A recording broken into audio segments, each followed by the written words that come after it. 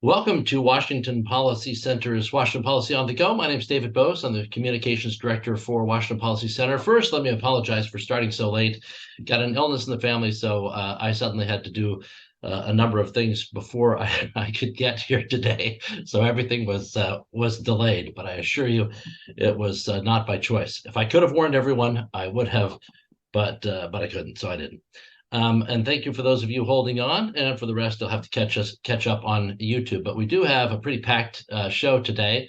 We'll be speaking in a moment to Charles Prestrud, who you see on screen with me here. He is our Coles Center for Transportation Director. We'll also talk with Mark Harmsworth, our Center for Small Business Director, and Liv Finne, our Center for Education Director. So it's a packed show.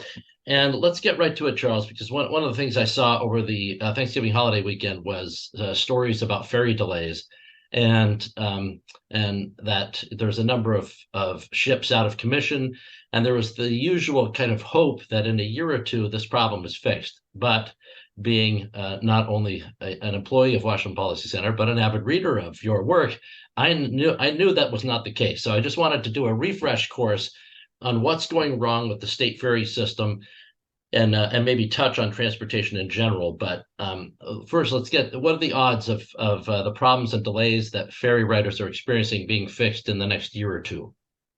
Not good. Here's what's happened.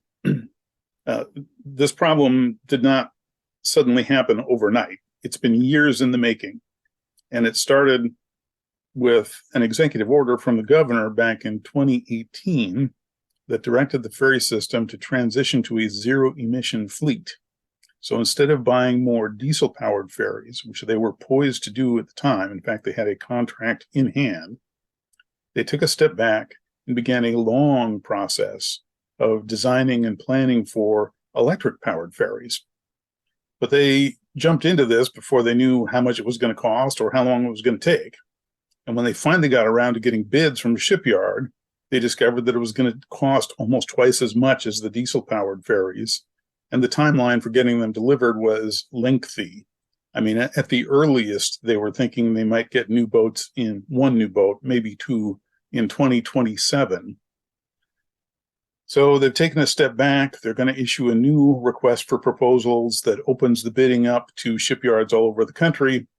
But again, this pushes the timeline out farther, and they will be very lucky if they get any new ferries in time for the 2027 summer season, and they're going to be very expensive.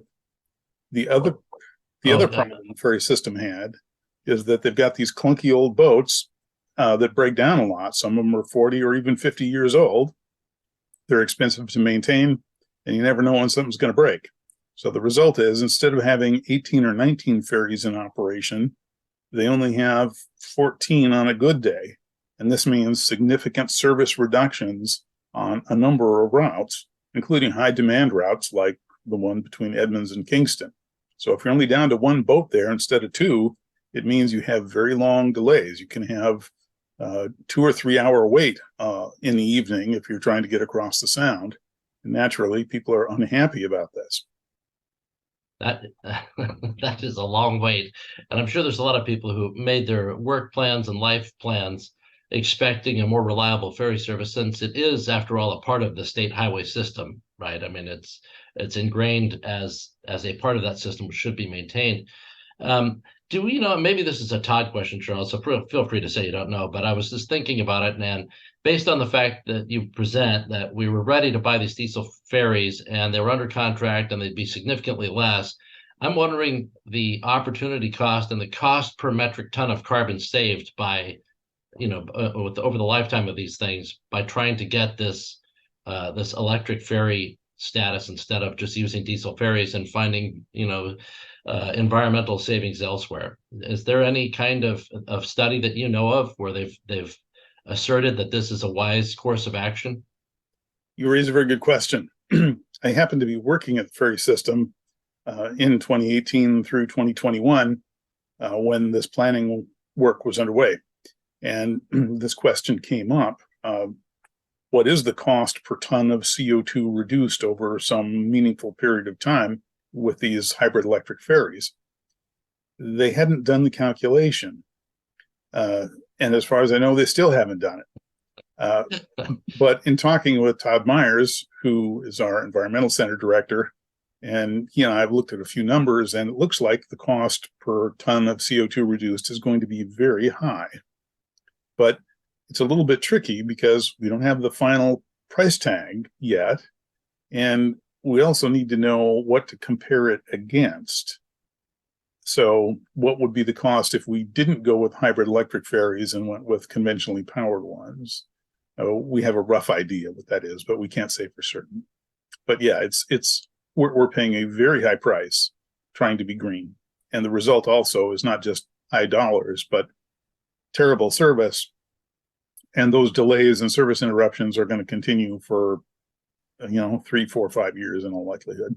Yeah, I just think of that because, if I were to say I was, charitable, but I was, and I wanted to give, food to the poor or something, but I'm really giving just one little can of $1,000 a pound caviar or something, I wouldn't, if I went public with it, nobody would say, my word, that man is charitable. They'd say that guy's stupid. There's something wrong with this guy. And yet, when it comes to the environmental claims, we have essentially the same thing going on here, and there doesn't seem to be any self-awareness, self-reflection to figure out, hey, there's other ways to accomplish the environmental goals that we want here, and we do have, we are the Department of Transportation. We're supposed to be moving people, so I just find that frustrating and also stunning that there's not more public outcry over these kinds of moves, and there's not more, what's the word, calling the emperor out, basically saying the emperor has no clothes. This is not an environmental thing if you're not actually helping the environment wisely or efficiently. If you have $1,000 to spend and you're basically spending 50 cents of it on the thing that you actually wanted, you can't just say, I spent it all on that one thing. If you wasted the rest, it's just ridiculous. Real quickly, Charles, I know I don't think we've talked to you since the state released its plan on transportation. The Washington State Department of Transportation has an overall arching transportation plan, and you wrote a column in the Spokesman Review about that. I was curious about your insights on that plan and how it changes the policy goals of the state. The Department of Transportation has released a draft state highway system plan, and that document used to be the most important plan the Department of Transportation produced, and they would update it probably every 4 or 5 years to reflect projects that had been completed, new funding that was available, and that kind of thing. And it was supposed to identify in great detail all of the projects the Department of Transportation intended to complete in the next 20 years. Complete with timelines, budget estimates, and what it would do in terms of improving transportation system performance, reducing congestion, improving safety, that kind of thing. Well, they didn't get around to doing one of these for 16 years. So the old plan is way out of date. Almost all the projects in it have been completed years ago, and it doesn't reflect all the growth that we've seen in recent years or changes in travel demand. The problem is this new draft plan, which is open for public comment until December 18th, doesn't list specific projects. It doesn't include cost estimates for them, and it doesn't really have a timeline for when these things will get done. Instead, it suggests shifting the state's policy goals so that instead of trying to reduce congestion, instead it deals with these kind of vague-ish other policy goals, kind of social engineering stuff. And I'm really not sure what the legislature will do with this.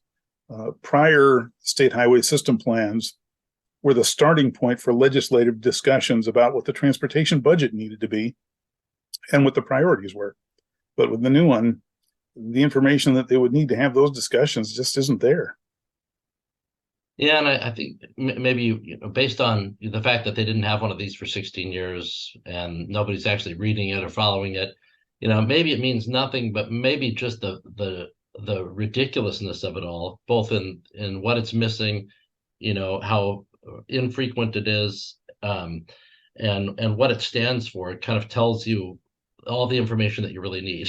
There needs to be a revamp of the transportation priorities there. The really sad thing here is that we can see there is a great need, maybe a greater need than usual, for the Department of Transportation to do some serious transportation planning and to convey that information to the legislature for the next legislative session so they can make some tough decisions about what gets built, where they spend the dollars, potentially new revenue.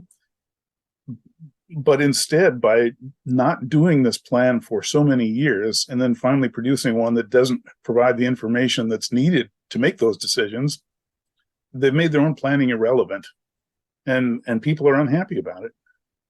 It is a shame, and I suspect there's a lot of staffers that put in a lot of work in planning and other things that are frustrated by that, because they thought they're on track to do one thing, which is plan a transportation system, and instead there's political games afoot. So that's always a challenge. Charles, thanks so much for coming on today. I appreciate it. Thank you. You bet. All right, let's quickly go to Mark. Mark Harmsworth is our Center for Small Business Director. There were elections held we did citizens guides to 2 initiatives in Bellingham, 2 ballot measures in Bellingham, that one would increase the minimum wage there in that city, and also another one was kind of an end run around state prohibitions against rent control. I think both of them passed, and it wasn't too close.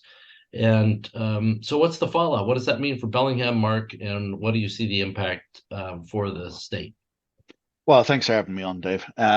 Initiative 1, which is the minimum wage initiative that they passed. Initiative 2 is the rent control. So let's start with Initiative 1. So I'm just really reading out some of the details here. 58% of the vote passed it. And really the impact to Bellingham is going to be somewhat significant. The initiative adds $1 over the state minimum wage. So the state minimum wage is going up to just over $16 next year. So now it'll be 17 in Bellingham. And then in 2025, it goes up to $2 over state minimum. So they'll be up even further at that point, over $18 per hour on minimum wage, which you think, well, that's great for all these workers and they're going to be out there making all this money. But here's what's going to happen. In reality, the margin for a lot of these workers, we're talking retail, we're talking restaurants and so on. The margin on a lot of these products is single-digit percentage points. In food in a restaurant, 3 to 4, maybe 5% if you're lucky. They make most of their money on alcohol sales. And Coke, Diet Coke too, by the way. And so what's going to happen is the employers are going to reduce the number of hours, because they've just increased minimum wage by effectively almost 10%, with the $2 on there as well. Or they're going to lay people off. Or they're going to move their business to a more competitive area outside of the city of Bellingham. And we've seen this in Seattle as they've been running their initiatives. We've seen it down in SeaTac. They've been running a very high minimum wage. And these businesses, they literally can't afford it. And there seems to be a misunderstanding, I think, by some folks that all these business owners can just keep throwing more and more money at this. No, there's a limited amount of money that can be applied to this under the current pricing structure. Well, the other thing that you'll see happen for these businesses is they will increase prices to cover the additional amount of money. And what does that mean to these people that are making this new money? Well, everything just got more expensive for them. So it completely negated the minimum wage increase that they're talking about here. And, proponents of this will say, well, we need a living wage. Well, no, a minimum wage job is supposed to be either add tips on, like in a restaurant or what have you. And it's supposed to be a temporary job as you move into something later in life as a career. A lot of high school kids are on minimum wage, when they're doing their holiday stuff. So what's starting to happen is they're putting pressure on the lower end of these salaries. And as a result, you're also going to see a lot of the mid-management who maybe aren't on minimum wage. They're going to start seeing pressure on that, increasing the price on that as well. So overall, what you're going to see is increased prices, less hours worked, less jobs, and you're going to see businesses moving out of the city of Bellingham as a result of this. And my guess, there'd be some kind of impact on government prices too, and prevailing wage rates and other things, because there's always comparisons, and it just creates an inflationary pressure to jack things up, and makes it. I mean, if you're someone with low work skills, you're trying to get into the world of work, or you have difficulties, this is going to make it harder, because there's going to be fewer opportunities for that. People aren't going to want to pay that amount of money. But the question still, it's a real problem, because most people don't have that kind of, they're not called the suggestions of economics. They don't understand the laws of economics.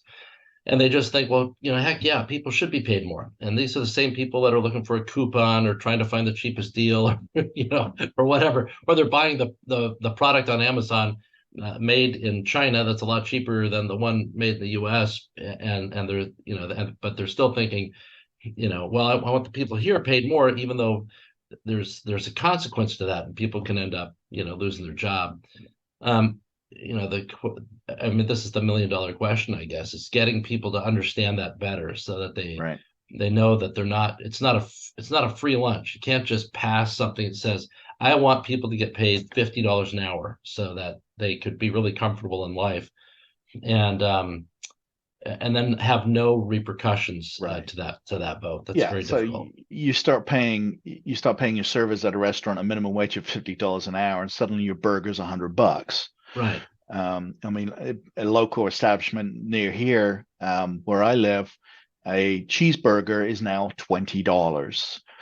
2 pieces of fish and maybe 15 or 16 pieces of potato chips are now $26. Now, obviously, there's an inflationary pressure that's going on right now, which is primarily due to the amount of capital that the federal government put into the economy during COVID. But in addition, you're seeing all these prices go up because of things like this minimum wage and like the rent control stuff as well. It just pushes everything up in price. Talk about the rent control, because in Washington State, rent control is prohibited. Yet, here in Bellingham, we've now passed this local prohibition, which I expect it to expand to other cities, because you'll have, Seattle will want to be at least as progressive as Bellingham, and Tacoma is in a contest to see if it can be just as progressive as Seattle, and so on. What do you see the consequence of the Bellingham proposition? I guess first we should review what it does, and then what do you see the impact of it? Yeah, so a lot of these rent control initiatives and the law that the legislature considered last year are putting restrictions on what a landlord or a property owner, and the majority of property owners in Washington State, by the way, are single home property owners, where they've bought a home, they've managed to save up to buy a new home, and then they rent their original home. So that's the majority of the rental properties in Washington. It's not some mega corp that's got 1 trillion apartments everywhere, or it's a small business investor. So these people typically have mortgages on these homes, and have to pay them. So when they come in with these different restrictions, like in this case, there's a notice requirement on rent increase. There's a relocation assistance fund that has to be paid into for these property owners. Well, everything starts getting more expensive. So in this case, this initiative increases the amount of notice from 90 to 120 days if the rent is going up, for all increases. And allows the tenant to walk away if they don't like the increase. There's a relocation fee if the rent goes higher up over a certain amount. And then there's increasing the time a tenant can take to move to a new location, and removing a lot of the exemptions that landlords have right now, in Bellingham specifically, because they're trying to get around, like you said, the state law. So effectively what this does is, you're a property owner, and the cost of running your property is going up. Maybe you've got a renter that's not been paying rent, so you've got to recoup your lost income to pay the mortgage, because you still owe money on this property. And so you look at it and go, well, I've got to increase the rent by 8% or something. Inflation and food costs are going up because minimum wage just went up, and all these things. And now they're saying, well, if you don't give them 120 days notice, then they can just walk away from this thing. You're going to lose all this rent, or you now have to pay them a relocation fee to move to their new location of up to 3 times month's rent from what they were originally paying. Well, what's going to happen? Well, there's 2 big things are going to happen. Rents are going to go up, obviously, because these landlords have to recoup this money. They're not doing this just for the kindness out of their heart. They're trying to make some money on these properties. Obviously, maybe it's their retirement investment. And secondly, they may decide, you know what, this just isn't worth it anymore. And they're going to sell the property to somebody else, and either another investor or a homeowner, and that rental property comes off the market. And what will that do? In demand and supply, less rental properties means higher rents. And so the initiative, even though it has passed, will have exactly the opposite effect that it is telling you it's going to have.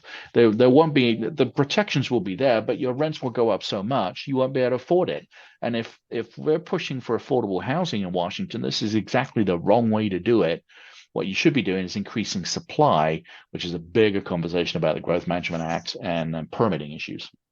You plan on tracking Bellingham as kind of a canary in the coal mine for other places? Is that part of your agenda? Yeah, I was going to look at that and Tacoma as well, because obviously they've been pushing pretty hard on a lot of these rent control issues, and they've increasing the timelines here. The legislature's also going to bring this back, I'm sure. They had it last year. They had some form of rent control, although they didn't call it that. It was rental assistance or something like that. And they're trying to do this statewide, and it will just destroy the rental market. We've got one of the things that they're considering, for example, is eviction, the ability to evict a tenant. So if you get a tenant in the property that's a bad tenant, and most of the time tenants are working with their property owners to figure out how to pay the rent. But if you get a bad tenant in there and you need to evict them, then there needs to be a relatively quick process to better get through to get them out of the house, because you're still paying the mortgage. Well, they're talking about passing state law that says you can't kick somebody out of the house if it's cold outside, or whether you've got kids, or whether you're a school teacher, and a whole bunch of different criteria. Well, what's going to happen is people won't rent their houses. They won't want to take that risk anymore. And again, less homes on the market, and the prices will go up. I spoke to a property owner that has apartments on Capitol Hill as an investment, and half of them are empty because he doesn't want to rent them. He has to go through this huge process to make sure his tenant's not going to bail on him halfway through and stop paying rent, because he's financially exposed if that happens. So all of these things look good on paper. The tenant thinks, oh, I've got all this great protection, but at the end of the day, your rent's going to go up and there'll be less property to go live in. Yeah, and I was just thinking about that. If you have shaky credit, it's going to be a heck of a lot tougher to get an apartment, because you're one of the people at higher risk of not paying. And then if they get rid of the ability to see what your credit rating is, that just means everybody's in the same bad boat. You're all equally miserable. Yeah, so, thankfully the Supreme Court overturned the provision last year that was preventing landlords from doing background checks. So at least they can now find out if you're an axe murderer before you move in. Yeah. Well, thanks, Mark. Appreciate the update. You bet. All right, let's go out here to Liv Finne. She is our Center for Education Director. Liv, there's a lot since the last time we spoke. Is there any news about Texas? Let me start with that. Well, bad news out of Texas. Texas got as far as they ever have in the effort to pass universal school choice in that state. They passed it in the Senate, and it was considered in the House, and I listened to the testimony. Yet there was about 24 Republicans from rural districts, 16 out of 18 of whom had received support from the union, and who voted against their party platform, which supports school choice. So it failed this go around, but I'm reading that the governor is now supporting primary challengers to those very Republicans who blocked school choice, because this is what the governor wanted. And there's 2 people now of those 18 who've declared they're not going to run for office again. So there is a penalty coming down the pike. I don't think this is going to go away in Texas, because the governor wants it and the people want it. And the polls show that something like 80% of Texas parents and community members want school choice. So it's not going away, but for now there was a loss there. But that is incredible, because if Texas can't do it, well, that puts a damper on others. But like you say, two of the people that stood athwart the reform are on their way out, by recognizing the field, right? The field says, right. Hey, you're going to be punished for what you did, Right. And in the meantime, the states of Louisiana and the states of Tennessee have leaders who are calling for school choice. So it's moving ahead. The numbers show now that something like, it's unclear yet in my mind, but it's either 20 to 30% of all the school children in the country are now eligible to get public aid to go to private school. And that is a game changer, as they say. Yeah. Well, it'll be exciting to see what new opportunities come up for kids, and especially as it kind of expands beyond niche populations of kids and goes into all kinds of different areas where there could be any number of different schools catering to individuals with gifts. Who knows? Absolutely. Yeah. Absolutely. Yeah. You have a new blog about newly elected school board members, and I know you had a lot of effort prior to the election, of just informing people, the school board members, potential school board members, about school issues and what they would need to know. And your new blog is about them getting the facts on school funding. First of all, people, I'm sure, assume, hey, if somebody's running for school board, they probably already have the facts about school funding. Why would they need the facts? Yeah, they certainly need the facts. They need the true and accurate facts, and those are hard to get nowadays, as you know. So before the Thanksgiving holiday, I participated in a conference that was organized by the Pacific Research Institute to inform school board members, newly elected, about the actual facts. And we had a budget panel, we had a curriculum panel. It was an excellent conference. And I participated on the budget panel, and I just put up my slide showing the increase in school funding in the last 12 years from $9,000 per student to $19,000 per student in 2022-23. And so when the numbers for the current year come through, it'll be close to $20,000 per student that schools are spending on average statewide, with districts like Seattle spending close to $24,000 per student. So that was critically timed.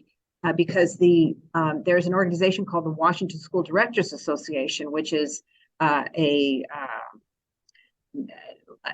supposedly informing school directors of policy areas to get them prepared and to serve.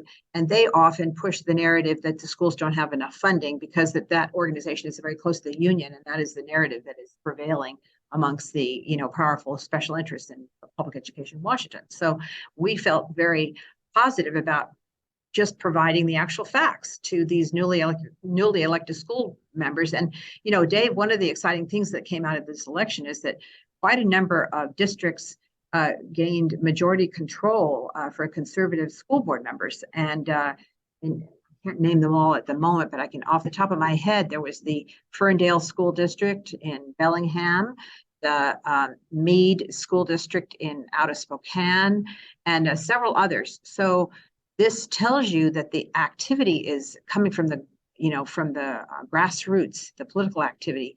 The parents are organizing and angry that the schools are not responding to what their kids need. Yeah, and as you pointed out earlier, it's so hard to find the facts about education.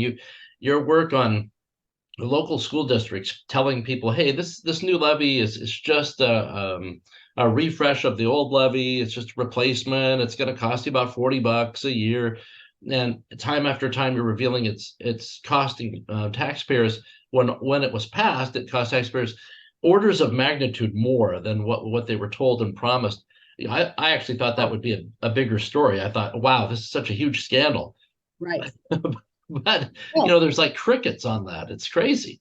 Well, I think our facts got heard because all but one of the school bond votes failed. I think I reported on five or six of the school bonds and just gave the actual facts of the cost.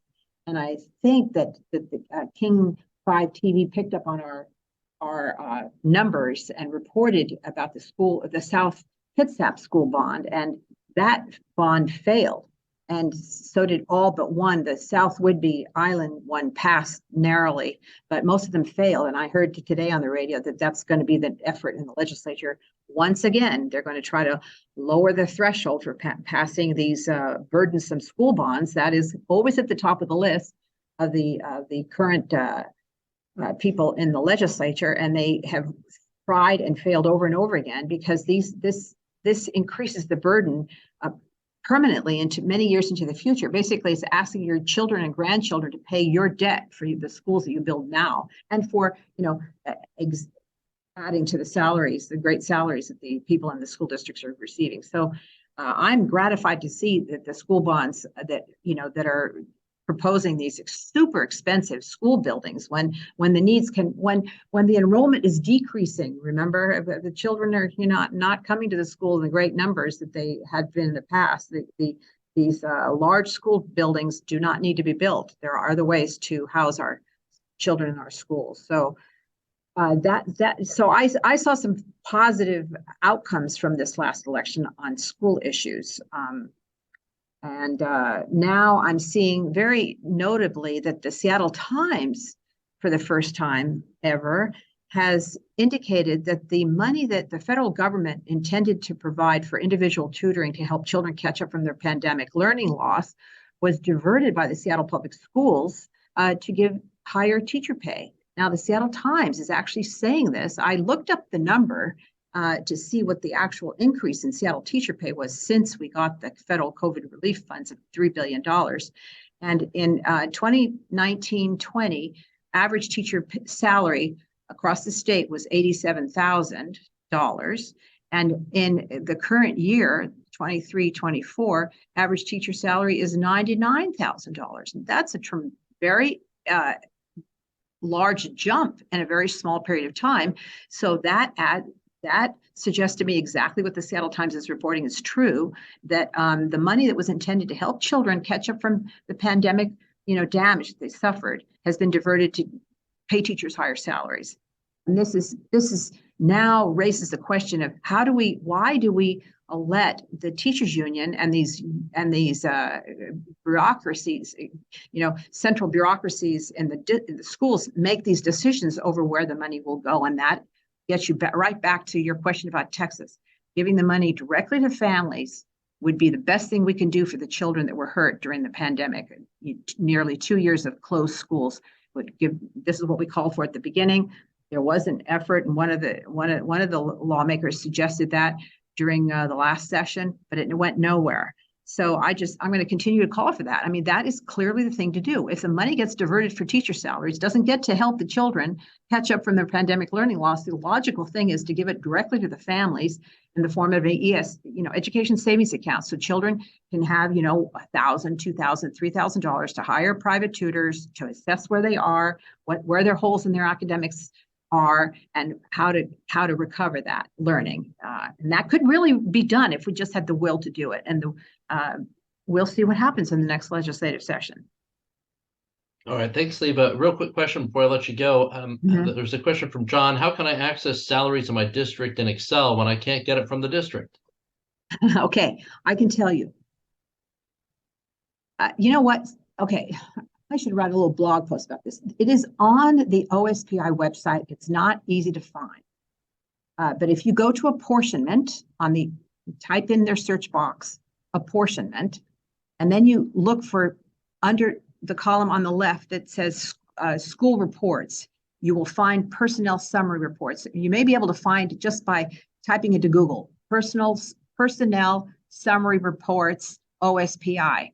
That will bring up Table 19, which gives you the salaries, total salaries and benefits of on average for every district in the state of Washington.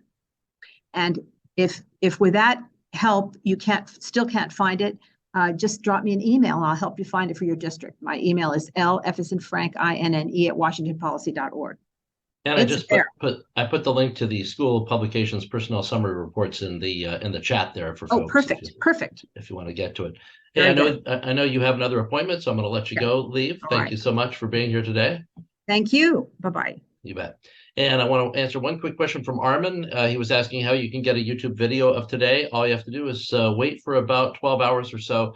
As soon as the Zoom finishes processing this, we'll transfer it to our YouTube channel. And you just go to the Washington Policy Center's YouTube channel, and it will be posted right there. And you can share it with friends, or you can catch up on the early part if you missed it. We appreciate all of you sticking with us and listening for today and viewing. We'll be back in 2 weeks. I've got a special interview with Coach Kennedy, with Coach Joe Kennedy, who had his case before the Supreme Court of the United States regarding his free speech rights. So you'll see that interview coming up in 2 weeks. Thanks so much for being with us here at Washington Policy Center. We'll see you in 2 weeks with another Washington Policy on the Go.